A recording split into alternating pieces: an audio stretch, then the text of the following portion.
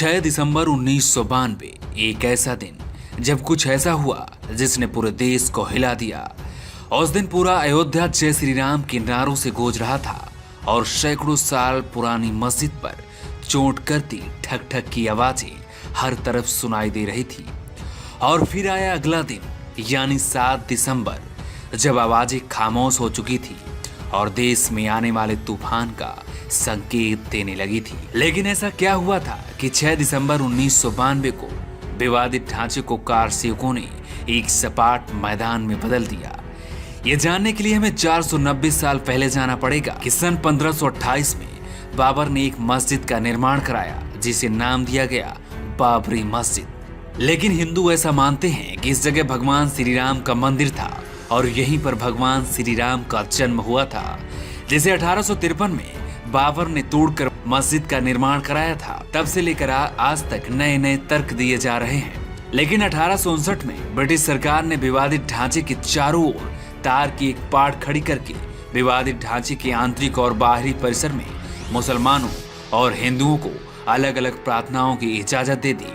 1885 में मामला पहली बार अदालत में पहुंचा, जब महंत रघुबरदास ने फैजाबाद अदालत में बाहरी मस्जिद से लगे एक राम मंदिर के निर्माण की इजाजत के लिए अपील दायर कर दी।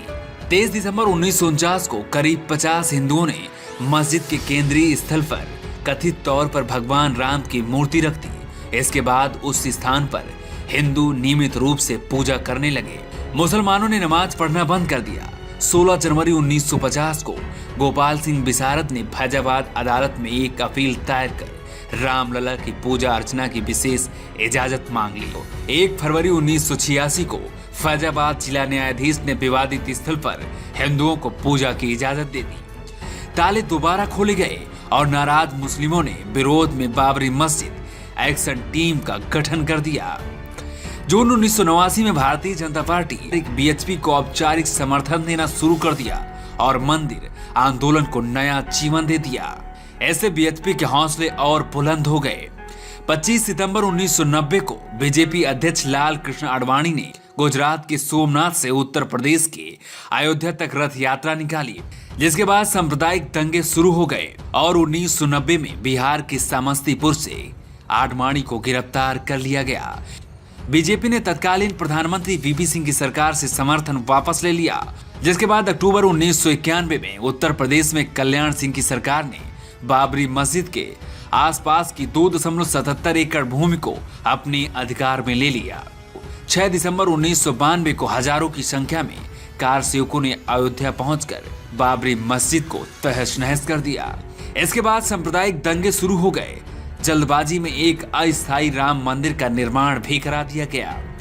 जनवरी 2002 में प्रधानमंत्री अटल बिहारी वाजपेयी ने अपने कार्यकाल में एक अयोध्या विभाग भी शुरू किया, जिसका काम विवाद को सुलझाने के लिए हिंदू और मुस्लिमों से बातचीत करना था। अप्रैल 2002 में अयोध्या के विवादित स्थल पर मालिकाना हक को लेकर उच्च न्यायालय के 3 जजों की पीठ ने सुनवाई शुरू की और मार्च 2003 में इलाहाबाद उच्च न्यायालय के निर्देश में भारतीय पुरातत्व सर्वेक्षण ने अयोध्या में खुदाई शुरू कर दी। भारतीय पुरातत्व सर्वेक्षण का दावा था कि अयोध्या मस्जिद के नीचे मंदिर के अवशेष होने के प्रमाण मिले हैं।